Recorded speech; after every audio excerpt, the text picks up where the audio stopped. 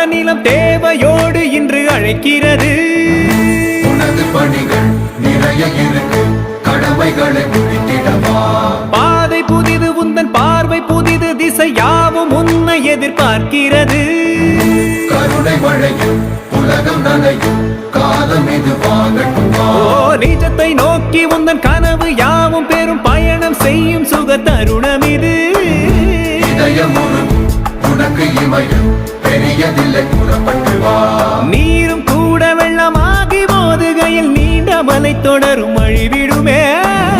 பிறவி கடலை திருப்பி அடைக்கும் தருணம் இது, தொலை தட்டி வா.